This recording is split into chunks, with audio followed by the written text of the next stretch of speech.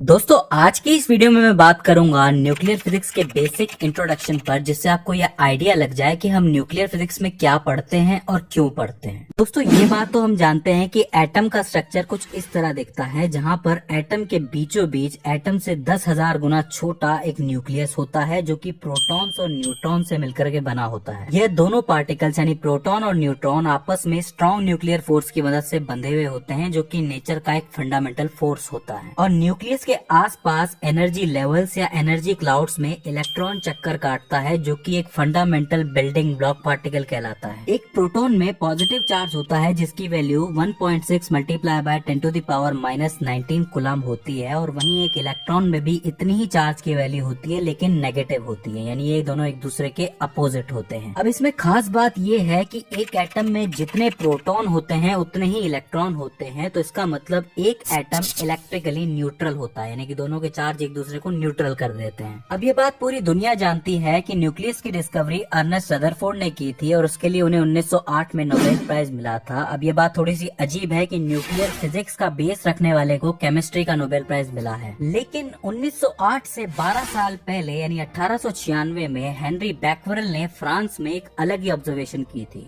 उन्होंने कुछ photographic plates को यूरेनियम सल्फाइड के क्रिस्टल के सामने रखा, और उन्होंने ये देखा कि इसमें से कुछ रेज बाहर आ रही हैं, जो कि इस प्लेट को काला कर रही हैं। अब यहाँ से शुरू हुई सवालों की बौछार कि एक एटम तो इलेक्ट्रिकली न्यूट्रल होता है, तो इसमें से कोई रे कैसे बाहर आ सकती है, इन रेज का ओरिजिन क्या है। तो उस समय तो इन रेज के बारे में कुछ पता नहीं चला, इसलिए इसे अननोन रेडिएशन का नाम दे दिया गया। और चूंकि ये चीज एटम के अंदर हो रही है, ये एक्टिविटी एटम के अंदर हो रही है, इसीलिए रेडिएशन एक्टिविटी यानी कि रेडियो एक्टिविटी का जन्म हुआ। तो ये इस चीज का पहला साइन था कि एक एटम में एक न्यूक्लियस जैसी कोई चीज हो सकती है। लेकिन मैं आपको बता दूं कि ये न्यूक्लियर फिजिक्स की स्टडी की शुरुआत नहीं थी। न्यूक्लियस की कहानी मॉडर्न फिजिक्स में बैक्वेरेल के टाइम से 325 साल पहले टाइको ब्राहे नाम के एक एस्ट्रोनॉमर के साथ शुरू हुई। साल 1572 में टाइको ब्राहे और 1603 में जोहान केपलर, जो उन्हीं के स्टूडेंट थे, उन्होंने नाइट स्काई में एक स्टेलर नोवा, जिसे हम सुपरनोवा भी कहते हैं, उसे ऑब्जर्व किया। सुपरनोवा किसी बड़े स्टार की डेथ को कहा जाता है। इसका मतलब ये है कि जैसे इंसान होते हैं, उनकी एक एज होती है और एज के बाद उनकी डेथ हो जाती है, उसी तरीके से स्टार्स की भी एक एज होती है जिसके बाद उनकी डेथ होती है, मतलब उनका एक्सप्लोजन हो जाता है। और जहाँ पर ये एक्सप्लोजन होता है वहाँ पर उस स्टार की स्टार डस्ट,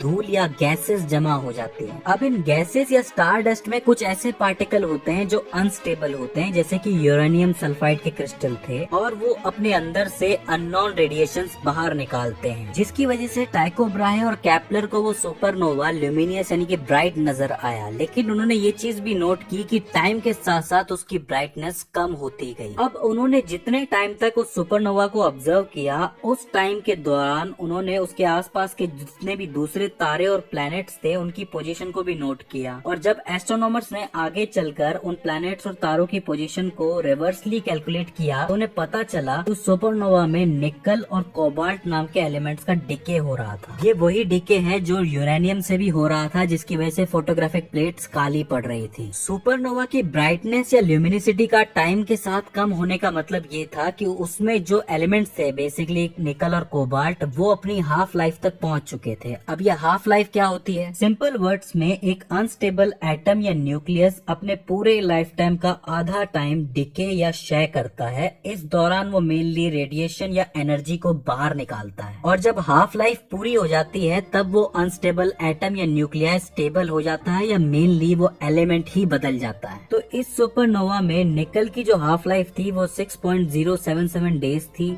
और कोबाल्ट की थी 77.27 डेज। तो अपनी हाफ लाइफ के हिसाब से उन्होंने एनर्जी रिलीज की, तो उस टाइम पे तो ल्यूमिनिसिटी ज्यादा थी, और हाफ लाइफ पूरी हो जाने के बाद उसकी ल्यूमिनिसिटी कम हो गई। अब देखिए, एक चीज आपको यहाँ पे ध्यान रखनी है कि जब उनकी आंखों तक रोशनी पहुंची तब तक तो वो चीज शायद एग्जिस्ट ही नहीं करती थी, क्योंकि वो बहुत दूर थी उनसे। अब देखिए, ऐसा नहीं है कि टाइको ब्राहे और केपलर ही वो पहले इंसान थे जिन्होंने सुपरनोवा देखा होगा, बहुत लोगों ने देखा होगा, लेकिन चूंकि उन्होंने ऑब्जर्वेशन उसको नोट भी किया और दुनिया को आगे दिया, इसीलिए न्यूक्लियर फिजिक्स में उन्हें आगे जगह मिली। हालांकि वो इसका इम्पोर्टेंस नहीं समझ पाए, वो क्या बैक्वेरल भी नहीं समझ पाए थे, बैक्वेरल ने भी 6 महीने के अंदर स्टडी छोड़ दी थी। लेकिन इसका काम सिर्फ ब्राइटनेस या ल्यूमिनिसिटी पैदा करना नहीं था, इसके पीछे थी यूनिवर्स की एक बहुत इंपॉर्टेंट प्रोसेस जिसको हम कहते हैं न्यूक्लियोसिंथेसिस। देखिए जैसे प्लांट्स में फोटोसिंथेसिस होता है जहाँ पर वो फोटोन यानी कि सनलाइट लेके अपना खाना बनाते हैं, वैसे ही न्यूक्लियोसिंथेसिस से पूरे ब्रह्मांड यूनिवर्स के अंदर चीजें डेवलप होती हैं। देखिए इसको सिंपल वर्ड्स में समझने की कोशिश करते हैं। देखिए हमें पता है कि हमारे पूरे यूनिवर्स में काफी सारे स्टार्स हैं, लेकिन बहुत से लोगों का ये मानना है कि स्टार्स के बीच में कुछ नहीं है, यानी कि उनके बीच में सिर्फ वैक्यूम है, जबकि ऐसा है नहीं। स्टार्स के बीच के इस स्पेस को हम इंटरस्टेलर मीडियम कहते हैं, जहाँ मेनली गैसेस पाई जाती हैं। जो स्टार्स खत्म हो चुके हैं उनकी गैसेस होती हैं। अब जहाँ पर ये गैसेस मिलती हैं यानी कि कंडेंस होती है, मान लो कि यहाँ पे ग्रेविटेशनल फोर्स ज्यादा है, तो उस वजह से जब ये कंडेंस होंगी तो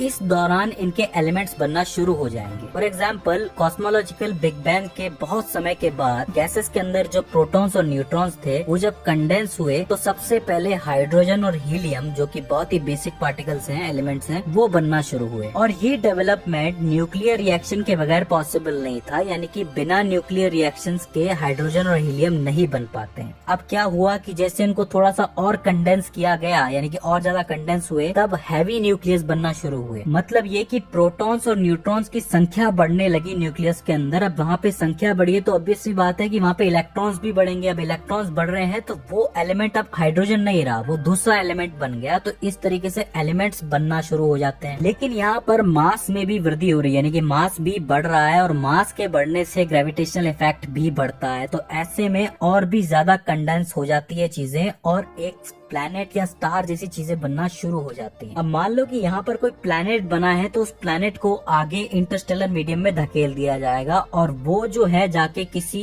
प्लैनेट सिस्टम में जुड़ जाएगा या स्टार सिस्टम में जुड़ जाएगा, उसे हम कहेंगे स्टेलर सिस्टम। याद रखिए स्टार्स या प्लैनेट्स के छोटे से ग्रुप को जो कि ग्रेविटेशनल बाउंडिंग की वजह से एक दूसरे के आसपास ऑर्बिट कर रहे हैं, उसे स्टेलर सिस्टम कहा जाता है। और स्टार्स के बीच की जो जगह होती है उसको हम इंटरस्टेलर मीडियम कहते हैं, जहाँ पे गैसेस होती है। अब देखिए इसके अंदर बहुत सी स्पेशलिटीज हैं, जैसे कि छोटे वाले स्टार्स या प्लैनेट्स बनते हैं उस जगह को हम नेबुला कहते हैं, और किसी बड़े यानी मैसिव स्टार की जब डेथ होती है तो उसको सुपरनोवा कहा जाता है। Interstellar medium mainly 70% hydrogen, 28% helium और 2% अदर एलिमेंट से मिलकर के बना होता है। ये सारे एटम्स जो है एक ऐसी जगह पे जाके जुड़ते हैं जो कि डेंस हो, कोल्ड हो, तो वहाँ पर मॉलिक्यूल्स का निर्माण होता है, यानी कि मॉलिक्यूल्स बनते हैं और उस जगह को मॉलिक्यूलर क्लाउड्स भी कहा जाता है। जैसे एग्जाम्पल के लिए मैं आपको बताऊं पिलर्स ऑफ क्रिएशन नेबुला के बारे में, जो एक ऐसी जगह है जहां से काफी सारे प्लैनेट्स और स्टार बन चुके हैं। हाल ही की जो तस्वीर है वो कुछ इस तरीके से है, लेकिन इसकी पहली तस्वीर जो है हबल ने निकाली थी। अब एक बात याद रखिए कि अगर अभी हम इसकी तस्वीर देख रहे हैं, मतलब ये हजारों साल पहले एग्जिस्ट करता था, मतलब ये हजारों साल पुरानी तस्वीर है। चूंकि लाइट को ट्रेवल करने में टाइम तो लगता ही है। तो न्यूक्लियर फिजिक्स हमें ये बताती है कि कोई चीज या कोई एलिमेंट या ये यूनिवर्स आखिरकार बना कैसे। क्वांटिटेटिव वे में हमें ये चीज समझ में आती है। हालांकि जितनी भी चीजें मैंने आपको बताई है इसके अंदर बहुत टेक्निकलिटी है। जैसे जैसे आप अंदर जाते जाओगे आपको चीजें और बारीकी से समझ में आएंगी, लेकिन मेरा आपको ये इंट्रोडक्शन देना इसलिए जरूरी था ताकि आपको ये समझ में आए कि हम न्यूक्लियर फिजिक्स क्यों पढ़ रहे हैं। तो दोस्तों आई होप ये इंट्रोडक्शन आपको समझ में आया हो। इसके बाद भी इसके अंदर कोई क्वेरी आती है, कोई दिक्कत आती है तो आप हमें नीचे कमेंट सेक्शन में पूछ सकते हैं। सो फ्रेंड्स आज की इस वीडियो के अंदर बस इतना ही। See you in the next one.